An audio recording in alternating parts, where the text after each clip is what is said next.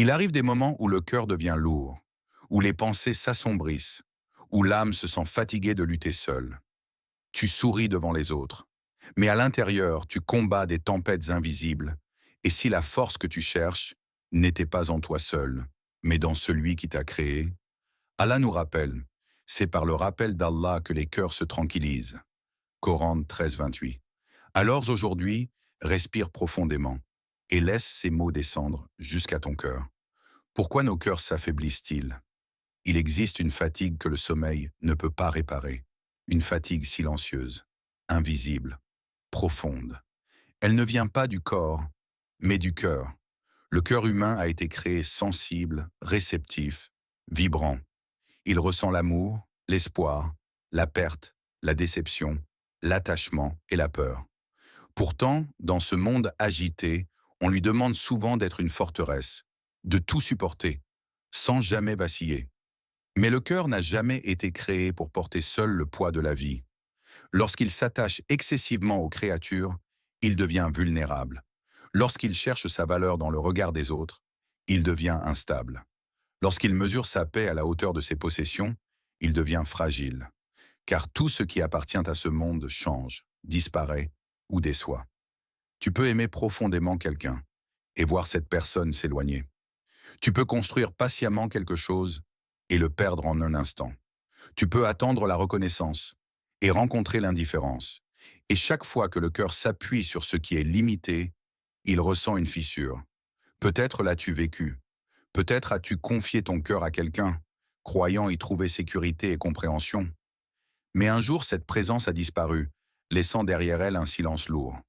Peut-être as-tu poursuivi une réussite, persuadé qu'elle comblerait ton vide intérieur. Mais une fois atteinte, le bonheur attendu n'est jamais arrivé. Pourquoi cela arrive-t-il? Parce que le cœur cherche l'infini. Dans un monde limité, il cherche la permanence, dans ce qui est éphémère. Il cherche la sécurité absolue, dans ce qui est fragile. Alors il se fatigue, non pas parce qu'il est faible, mais parce qu'il porte ce qu'il n'a jamais été destiné à porter. Il y a aussi ce poids invisible, celui des attentes. Attentes familiales, attentes sociales, attendre que l'on s'impose à soi-même, être à la hauteur, ne pas décevoir, réussir, être accepté. Sans s'en rendre compte, le cœur commence à vivre sous pression constante, craignant le rejet, la comparaison et l'échec. Et dans ce tumulte intérieur, il oublie où se trouve sa véritable source de repos. Combien de personnes sourient extérieurement tout en se sentant brisées intérieurement? Combien de cœurs semblent forts, mais se sentent seuls lorsqu'ils sont dans le silence de la nuit? Allah, dans sa sagesse infinie, nous rappelle une vérité libératrice. Et quiconque place sa confiance en Allah, il lui suffit. Coran 65.3. Ces mots ne sont pas seulement spirituels, ils sont profondément guérisseurs. Ils nous rappellent que le cœur trouve sa stabilité non pas dans ce qui peut disparaître, mais dans celui qui ne disparaît jamais. Lorsque le cœur dépend uniquement des gens, il craint leur départ.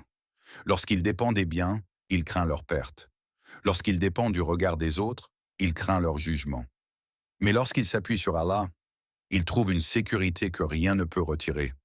Peut-être que ta fatigue ne vient pas de tes responsabilités, ni de tes épreuves, ni même de ton passé. Peut-être qu'elle vient simplement du fait que tu t'es appuyé sur ce qui ne pouvait pas te porter. Et peut-être que ton cœur attend, en silence, de revenir vers sa véritable source de force. L'histoire qui apaise le cœur. La nuit était tombée depuis longtemps. Le désert s'étendait à perte de vue, vaste et silencieux, comme si la terre entière retenait son souffle. Le vent froid glissait sur les dunes et soulevait des grains de sable qui disparaissaient aussitôt dans l'obscurité. Il marchait seul. Chaque pas s'enfonçait dans le sable mou, rendant sa progression plus lente, plus lourde. Son corps était fatigué, mais ce n'était rien comparé à l'épuisement qui pesait sur son âme. Il avait perdu sa monture, avec elle ses provisions, et avec elle sa direction. Le désert, de jour déjà impitoyable, devenait la nuit un océan d'obscurité où chaque repère disparaît. Aucun son humain, aucun feu à l'horizon, aucun signe de vie, seulement le vent et le battement inquiet de son propre cœur. Il continua à marcher, espérant apercevoir une lumière, une silhouette, une trace, n'importe quoi qui pourrait lui indiquer qu'il n'était pas seul dans cette immensité. Mais il n'y avait rien. Ses lèvres devinrent sèches, ses forces l'abandonnaient, ses jambes tremblaient sous le poids de la fatigue et de l'inquiétude. Finalement, il s'effondra. Ses genoux touchèrent le sable froid. Ses épaules s'affaissèrent. Le silence du désert l'enveloppa complètement. À cet instant, il comprit une vérité que l'on oublie souvent dans le tumulte de la vie. Lorsque tout disparaît, il ne reste qu'Allah. Il leva lentement ses mains vers le ciel noir, où aucune étoile ne semblait briller. Sa voix était faible, brisée par l'épuisement. « Ô Allah, si tu ne me guides pas, je suis perdu. » Il n'y avait ni éloquence, ni longues invocations. Seulement une sincérité totale, une remise complète, un abandon absolu entre les mains du Créateur. Et quelque chose changea. Le vent était toujours froid, la nuit toujours sombre, le désert toujours infini. Mais à l'intérieur de lui, la tempête s'arrêta. Son cœur, qui battait avec panique quelques instants plus tôt, trouva un rythme paisible. Sa respiration devint lente. La peur se retira comme une marée silencieuse. Une paix étrange, profonde, inexplicable, envahit sa poitrine. Il n'avait toujours ni eau, ni direction, ni sécurité. Pourtant, il n'était plus terrifié. Comme si, au moment où il avait cessé de lutter seul, un poids invisible avait été retiré de son âme. Il resta ainsi longtemps, enveloppé par un calme qu'aucune richesse terrestre ne peut acheter. Puis l'épuisement le plongea dans un sommeil léger. Lorsque la première lueur de l'aube commença à effleurer l'horizon, le désert révéla lentement ses formes. Il ouvrit les yeux. Devant lui, à quelques mètres seulement, se tenait sa monture, immobile, comme si elle ne l'avait jamais quitté. Ses provisions étaient intactes. Il resta figé, submergé par l'émotion. Mais ce qui fit monter les larmes à ses yeux n'était pas la découverte de sa monture. Ce n'était pas le soulagement matériel. C'était la paix qu'il avait ressentie au moment où il s'était confié entièrement à Allah. Car cette paix était descendue avant que la solution n'apparaisse. Et c'est cela le véritable miracle. Combien de fois pensons-nous que notre soulagement dépend d'un changement extérieur? Nous disons, quand ce problème sera résolu, je serai enfin apaisé. Quand ma situation changera, je retrouverai la paix. Quand je ne manquerai plus de rien, mon cœur se reposera. Mais cette nuit dans le désert révèle un secret oublié. La sérénité ne commence pas lorsque la situation change. Elle commence lorsque le cœur se remet à Allah. Combien de fois cherchons-nous frénétiquement des solutions autour de nous, courant d'une porte à une autre, d'une aide humaine à une autre, d'une distraction à une autre, tout en oubliant de lever les mains vers celui qui détient toutes les issues, et si la délivrance commençait au moment précis où nous cessons de nous débattre seuls, et si la paix que tu attends n'était pas au bout du chemin, mais au fond de la confiance. Quand le cœur s'appuie sur Allah, il existe une idée répandue, presque instinctive, celle que la foi devrait supprimer les épreuves, comme si la proximité avec Allah garantissait une vie sans douleur, sans perte, sans tempête. Mais la réalité est différente. S'appuyer sur Allah ne signifie pas que les vents cessent de souffler. Cela signifie que tu n'es plus emporté par eux. Les épreuves continuent d'exister. Les incertitudes demeurent. Les nuits difficiles ne disparaissent pas toujours. Mais quelque chose change profondément. Tu ne les affrontes plus seul. Allah dit, Allah est le protecteur de ceux qui ont la foi. Coran 2, 257. Protecteur. Un mot qui évoque l'abri au cœur de la tempête. La lumière dans l'obscurité. La présence quand tout semble vide. Lorsque le cœur s'attache réellement à Allah, une transformation silencieuse commence. La peur ne disparaît pas totalement, mais elle cesse de dominer. L'inquiétude peut surgir, mais elle ne submerge plus. La tristesse peut visiter le cœur, mais elle ne s'y installe plus. Parce qu'une certitude nouvelle s'installe. Rien n'arrive sans sagesse. Rien n'échappe à son savoir.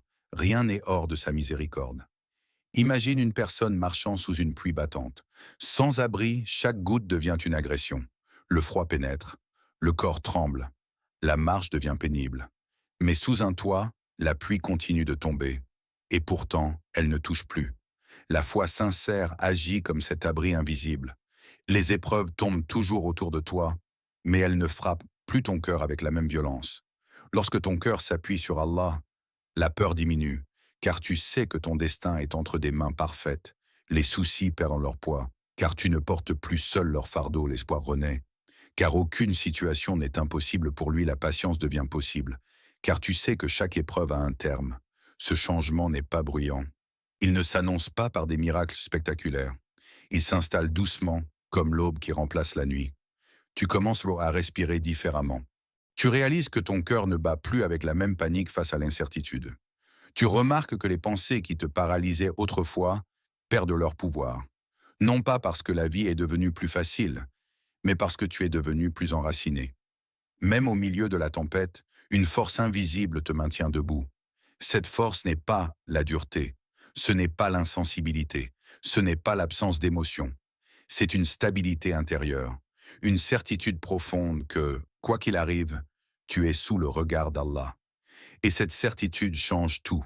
Elle transforme l'angoisse en invocation, la solitude en présence divine, la peur en confiance, l'épreuve en chemin de rapprochement.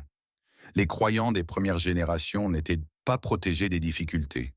Ils ont connu la perte, la persécution, la faim et l'exil.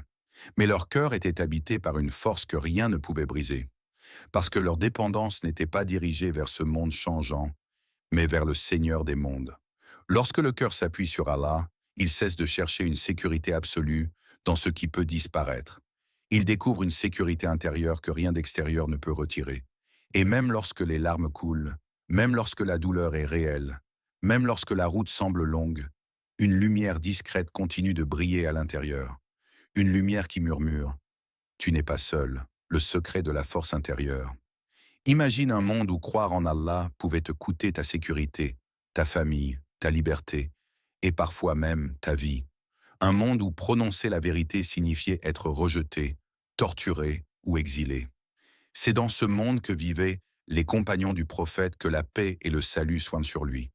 Ils n'étaient ni des anges, ni des êtres dépourvus d'émotions. Ils ressentaient la peur, la faim, la douleur et la perte, comme tout être humain. Pourtant, quelque chose en eux dépassait les limites ordinaires de la résistance humaine. Ils ont connu la faim au point d'attacher des pierres contre leur ventre pour calmer les douleurs. Ils ont vu leurs biens confisqués, leurs maisons abandonnées, leurs familles séparées. Ils ont été persécutés pour une foi encore fragile aux yeux du monde. Certains ont été torturés sous le soleil brûlant, privés d'eau, écrasés par des rochers, battus sans pitié. Et malgré cela, leurs cœurs ne se sont pas effondrés. Au contraire, ils sont devenus plus forts. Pourquoi? Parce qu'ils avaient compris une vérité que beaucoup cherchent encore aujourd'hui. Allah dit « Si Allah te fait du bien, nul ne peut te l'enlever. Et s'il t'éprouve, nul autre que lui ne peut dissiper cela. » Coran 6,17. Cette certitude change la manière de vivre. Lorsque tu sais que rien ne peut te priver de ce qu'Allah t'a destiné, la peur de perdre diminue. Lorsque tu sais que personne ne peut bloquer ce qu'il veut t'accorder, l'anxiété s'allège. Lorsque tu sais que toute épreuve est sous son contrôle, la panique cède la place à la patience. Les compagnons ne trouvaient pas leur force dans les richesses, car beaucoup n'en avaient pas. Ils ne trouvaient pas leur dignité dans le statut social, car ils étaient souvent marginalisés. Ils ne trouvaient pas leur sécurité dans la stabilité matérielle, car leur vie était remplie d'incertitudes. Leur force venait d'une richesse invisible, une richesse que ni le vol, ni la guerre, ni la perte ne pouvaient retirer. Une richesse enracinée dans la certitude qu'Allah les voyait, les entendait et ne les abandonnait jamais. Parmi eux se trouvait Bilal ibn Rabah, esclave affranchi, traîné sur le sable brûlant pour avoir proclamé l'unicité d'Allah. Sous la torture, alors que la douleur aurait pu briser n'importe quel cœur, ses lèvres répétaient « Ahad, Ahad, un, unique ». Il n'avait ni armée, ni protection, ni richesse. Mais il possédait une force intérieure que ses oppresseurs ne pouvaient le comprendre. Cette force naissait de la certitude que son âme appartenait à Allah seul. Il y avait aussi Khabab ibn al-Arat, brûlé sur des braises ardentes jusqu'à ce que la graisse de son dos éteigne le feu. Son corps portait les traces de la souffrance, mais son cœur demeurait ferme. Qu'est-ce qui permet à un être humain de supporter l'insupportable sans perdre son âme? La conviction que cette vie n'est pas la fin, que la justice d'Allah est parfaite, que chaque douleur est vue, que chaque patience est récompensée. Ils avaient compris que la vraie richesse n'est pas matérielle, La richesse matérielle peut disparaître en une nuit. La santé peut changer en un instant. Les relations peuvent se transformer. Les situations peuvent s'inverser. Mais la richesse spirituelle, la foi, la certitude, la confiance en Allah, devient une forteresse intérieure. Plus elle grandit, moins les tempêtes extérieures peuvent détruire l'équilibre intérieur. C'est ce qui rendait leur cœur plus solide que les montagnes, car une montagne peut s'éroder avec le temps. Mais un cœur attaché à Allah devient plus ferme à chaque épreuve. Aujourd'hui, les épreuves ont changé de forme. Elles ne prennent pas toujours la forme de persécutions visibles. Elles apparaissent sous forme d'anxiété, de pression sociale, d'isolement, de peur de l'avenir, de comparaison constante et d'insécurité intérieure. Elles fatiguent donc les cœurs silencieusement. Et pourtant, le secret de la force intérieure reste le même. La force ne vient pas d'une vie sans difficulté. Elle naît d'un cœur enraciné dans la certitude qu'Allah suffit. Un cœur qui sait que la perte ne détruit pas l'essentiel. Un cœur qui sait que la valeur d'un être humain ne se mesure pas à ce qu'il possède, mais à ce qu'il porte dans son âme. Un cœur qui comprend que la vraie richesse est celle qui accompagne l'âme, même lorsque tout le reste disparaît. Il existe des moments rares où le bruit du monde s'éloigne. Plus d'écran, plus de notifications, plus de conversations superficielles. Seulement toi et le silence. C'est souvent dans ces instants que l'âme commence à parler. Pas avec des mots audibles, mais avec des sensations profondes. Un poids dans la poitrine, une inquiétude persistante, un vide difficile à expliquer ou un désir inexplicable de paix. Nous passons une grande partie de notre vie à répondre aux attentes extérieures, mais très peu de temps à écouter les questions intérieures. Pourtant, certaines questions ont le pouvoir de réveiller le cœur endormi. Pas des questions rapides, pas des questions intellectuelles, des questions sincères, des questions qui traversent les défenses que nous avons construites pour éviter de ressentir.